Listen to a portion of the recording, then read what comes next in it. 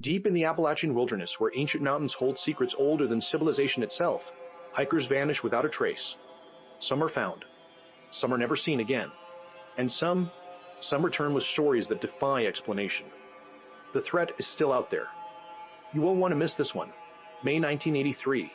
Ted Williams needed to escape. Ted Williams needed to escape. 3 months after burying his wife, the silence of their empty house had become unbearable. He packed his gear and headed to the Appalachian Trail, seeking the kind of solitude only the mountains could provide. For 2 days he walked alone, the rhythm of his boots on dirt the only sound breaking through his grief. On the third night, everything changed. Ted had set up camp near Rocky Outcrop when he first noticed the smell, rotten meat mixed with something else, something he couldn't identify. Then came the sounds. Footsteps circling his tent, heavy, bright, deliberate. But when he called out, asking if someone needed help, the footsteps stopped. Silence pressed in from all sides. Shh.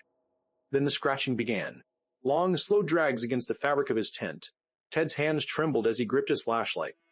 The scratching moved from the side to the top of the tent, directly above his head. Whatever was out there was big enough to reach the roof without effort.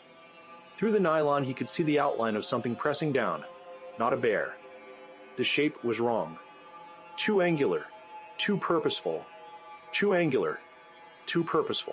Ted did the only thing he could think of.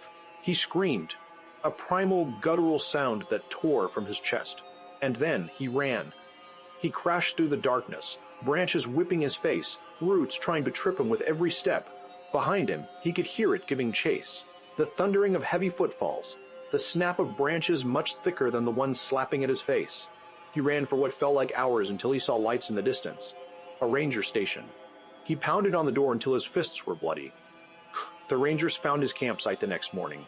The tent was shredded, his supplies scattered, and in the soft earth around the site, they found tracks. Enormous footprints, almost human but wrong.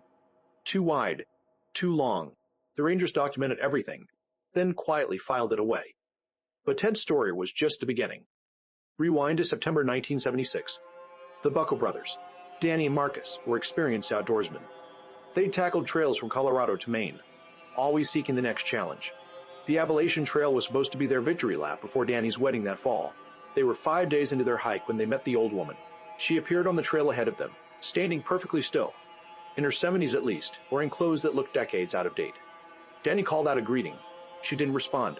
As they got closer, Marcus noticed her eyes. They weren't focused on them. They were focused through them, as if looking at something far away. "You shouldn't be here when the sun goes down," she whispered, her voice like dry leaves. They walked these mountains, the Inukans, the old ones. Before the brothers could ask what she meant, she stepped off the trail and vanished into the dense foliage. They searched for her but found nothing, not even footprints. That night paranoia set in. Every sound became a threat. Every shadow held menace. They decided to take turns keeping watch. Marcus took first shift while Danny tried to sleep. At 2:37 a.m., Marcus shook his brother awake. "There's something out there," he whispered. "I keep seeing it between the trees, tall, walking upright." They sat back to back, watching the darkness. Then they heard it, a voice calling Downey's name. It sounded exactly like their mother. But their mother was 300 miles away in Pittsburgh. The voice called again, closer now. "Danny, help me." Marcus grabbed his brother's arm. "Don't answer it, that's not her." The voice changed. It became deeper, angry. Then it started mimicking Danny's fiancée. Then Marcus's voice. Then it cycled through voices they didn't recognize. Dozens of them, men and women and children, all calling from the darkness. When dawn finally came, they packed in silence and started walking. They didn't stop until they reached the nearest town. The local Cherokee elder they spoke to nodded knowingly when they described their experience. "The Ishnanhat," he said. "The voice thrower. Our people have known of them for generations. They walk the old places, the spaces between what you call real and unreal. But here's where the story takes its darkest turn. In December 1989, a man named Theodore Williams walked into a police station in Virginia and confessed to murder. Not the creature encounter he'd reported 6 years earlier. Murder. He claimed that on that night in 1983, he hadn't been running from a monster. He'd been running from what he'd done. Another hiker had confronted him about camp regulations, and Ted, still raw from his wife's death, had snapped. The trial was brief. Ted's lawyers argued temporary insanity, grief-induced psychosis. But the prosecution presented a different theory. They suggested Ted had fabricated the monster story to cover his crime. that the scratched tent and disturbed campsite were staged. Here's what keeps investigators up at night. They never found a body. Ted couldn't provide a body for his supposed victim.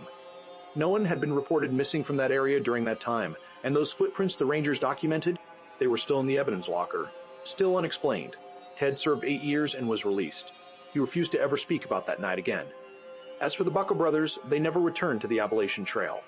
Marcus became a vocal advocate for trail safety, while Danny called off his wedding and moved to Phoenix as far from the mountains as he could get.